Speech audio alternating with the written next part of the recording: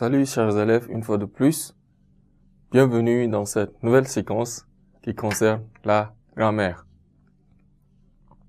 Dans la grammaire de cette séquence, nous parlerons des types et formes de phrases. Les types et formes de phrases. Qu'est-ce que c'est que les types et formes de phrases? Eh bien, il faut retenir qu'à la fin de cette séquence, nous serions capables de connaître les types et formes de phrases.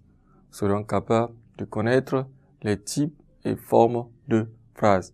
Pour cela, nous avions un texte qui est soumis à notre portée, que ensemble nous allons le parcourir pour pouvoir savoir quelles sont les formes ou bien les types et formes de phrases que nous pourrions rencontrer.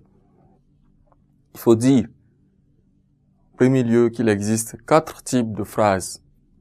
Nous avons la phrase de type déclaratif, donne l'information, exprime une idée, elle se termine par un point ou des points de suspension.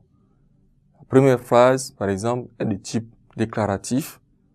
Cette phrase, elle donne une information, elle exprime une idée, elle se termine par un point ou par des points de suspension. Par exemple, nous avons la troupe s'arrête. La troupe s'arrête. Donc, nous avons une phrase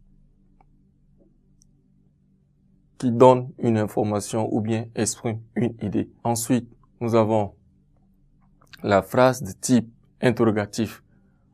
Cette phrase, elle pose une question. Elle s'achève par un point d'interrogation. Elle se construit avec est-ce que ou l'inversion du sujet ou encore les adjectifs interrogatifs qui sont entre autres quel, etc. Exemple, nous pourrions dire dans ce texte, est-ce que vous voyez ces trous? Ça, c'est un exemple de phrase de type interrogatif. Est-ce que vous voyez ces trous? Ça, c'est une question qui est posée et elle est construite avec est-ce que. Donc, vous voyez ce trou? Ce sont des questions que nous pourrions poser. Nous pourrions également le couper à partir d'ici pour donner une interrogation. Vous voyez ces trous? Ça, ce sont les phrases interrogatives. Quelle trouvaille, quelle joie, ce sont des phrases qu'on peut les former comme ça pour pouvoir exprimer une interrogation. Il y a également la phrase de type exclamatif. Type exclamatif, cela exprime un sentiment, par exemple, un plaisir, un étonnement, une peur. Elle s'achève par un point d'exclamation. Elle s'achève par un point d'exclamation. Exemple, quel malheur.